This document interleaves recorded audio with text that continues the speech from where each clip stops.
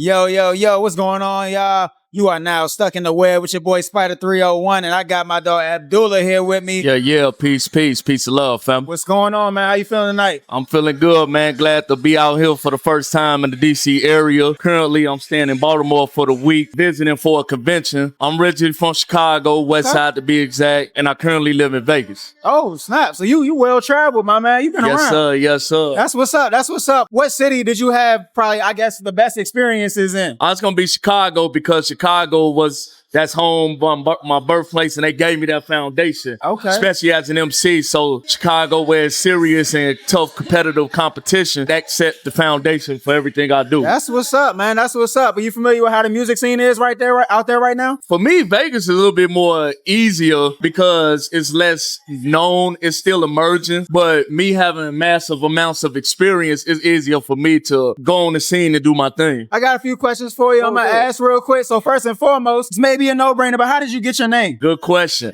2005, I was in the military at the time, and I was in Iraq, and I had just converted over to Islam that same year, and I met this interpreter. This interpreter showed me the correct way of how to pray, how to read the Quran, and at the last day I met him, he gave me the name Abdullah, which in Arabic means servant of God. Ooh, I like that. For me, I took it on as my rap moniker because being in the military at the time, I was serving the country or whatnot. Right. What better way than to serve our people, especially black people all over the world, than to have that name. So that's how I got my name. That's a great story, actually, man. I was not expecting that, but I'm glad I asked for sure, man. That's what's up, man. When it comes to artists and what you see nowadays, because you are a veteran, what's a piece of advice that you can give others that you yourself followed or that you might have needed to follow? Be authentic. Be yourself. Far too often I see way too many artists, younger artists at that, try to be like everybody else. That's not going to get you anywhere. Be authentic. Be yourself. Take this serious. Have discipline and understand it's going to take a long time for you to make any money if you're looking to get paid for this. Facts. You know, I'm at the point of my career now. If I come out, I get paid features. There you go. And that's a result of just hard work on the underground scene. So have that discipline, have that focus, be authentic, be original. Make this your passion. I don't know if I can curse. You go ahead. Fuck a hobby. Make this your passion.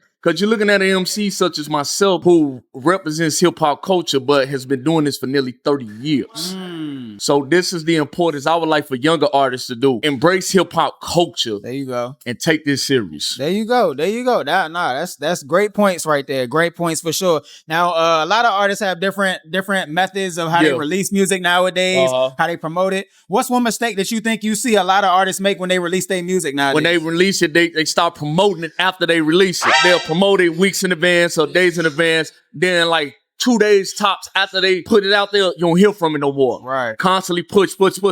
Because you never know. You may gain a new fan tomorrow based off of that song. You probably push 50,000 times. So just constantly push and promote yourself. Constantly. Absolutely, man. Absolutely. So I know you said you get paid every time you come out or you do a feature now. Not every time, but put it like this. I make money when I come and perform, and I make money outside of when I don't perform. I pretty much get a check when I'm in my bed with my wife. That's a flex right there. If I ever heard one, I'm trying to tell you. Now, what do you have to say to those who's out there that may be of deserving status, but they're debating on whether or not they want to charge people for like a verse or something like that? I mean, me personally, I don't, because I believe in having your paperwork right. For example, when I do features on albums, I always make sure each artist have their publishing in order, because that's something that's residual. You can always make money off that. Yeah. So I don't charge for features. What I do is I make sure that they get their publishing and their paperwork right. Let's say we do a song together. You want to perform and I ain't up. You own it at the minimum about 1/3 of the song. So you can perform that time and time again. And that's more meaningful than me charging you for it. Like, I can't tell other people how they do with their features, but you feature me on the song, I'm not going to charge. You want to be on my song or my album, I'm not going to charge. Ownership is the main important thing. And that's something we have to continue to emphasize as artists to each other more often. That's definitely something that a lot of people need to do more, man. Yeah. That's a great word. That's a great word. Now, do you have either, you can pick one of the two, whichever applies. Do you have a celebrity lookalike or an artist that the people say you sound like? I sound more like Common, somewhat like Nas, and a mixture of Public Enemy all in one. That's what most people say. I don't look like no celebrity. You know, I remember when I was younger, some chick said I look like Drake. I was like, girl, I don't look like no damn Drake. I'm talking about Drake with the baby face. I'm like, no. But yeah, I'm a mixture of Common, Nas, Mos Def, and Public Enemy. That was a great sounds right there. I believe him, y'all. Now, let's give you a scenario real quick. Let's say you got a 3-hour car ride. You can only listen to one artist and it's not yourself. Who you gonna put on? For me, it depends on what kind of mood I'm in. Yeah. Last trip I took was in Phoenix. That's a 4-hour drive from Vegas. I think I listened to Nas on the way there. Then I listened to Mobb Deep, the first 3 albums on the way back. So that was about...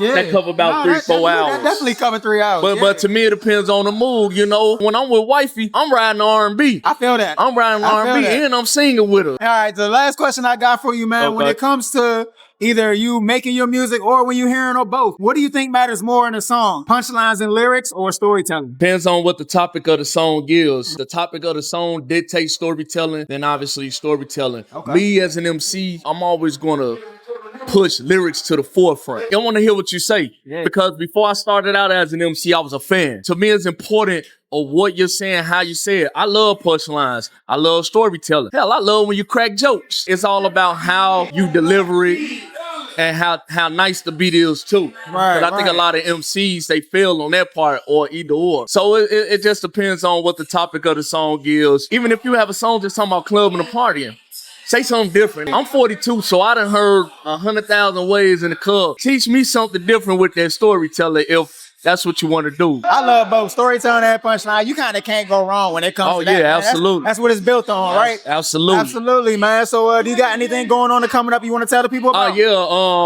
I'm performing here tonight. I have a headlining performance tomorrow night in Baltimore for the UNIA convention. That's the organization that was founded by Marcus Garvey, which I am a member of, and that's the reason why I'm here. And also in Vegas, I got a headliner performance Labor Day weekend. I won a competition out there last month, so I was awarded the headliner performance in front of 1,000 people.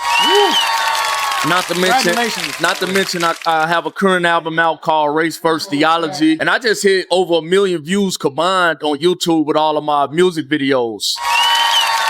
That's a milestone. So I'm in celebratory mode right now while also advising younger artists behind the scenes. Hey, man, and I want to celebrate you and congratulate you and give you your flowers for not only doing what you did, but coming back and giving back to other artists who are going to watch this interview. We're going to get game from this interview. I just appreciate that, man. We need more people like yourself in the game that's willing to look out for us and just pave the way, man. So I appreciate everything that you're doing right now. Absolutely, because at the end of the day, as I wind down what I'm doing, I want the younger artists to win. Yes. Because it has to push forward. I'm a family man now, so I can't keep popping out on the scene all the time. But it's important that the younger generation just take heed to what we're doing because I'm here for y'all at the end of the day. Absolutely, man. Once again, Mr. Abdullah here to drop a word on y'all. Let them know where you can find you at. Y'all can find me on Instagram, GISCLIK. I respond back if you want to DM me. And I also have my album out, Race First Theology, Quality Conscious Hip Hop. Hey, we love it, man. We love it, man. Right here on Stuck in the Web Media. Make sure y'all tap in with Mr. Abdullah, man. He's got a lot of game. He's done a lot. He's got a lot of skin in the game. So if y'all want to learn something, if I was you, I'd hop in his DMs to see if I can learn something myself, man. Once again, we right here Stuck in the Web Media. Your boy Spider 301. This is the PMP Network Mixer. We here every Wednesday, y'all. And we gone.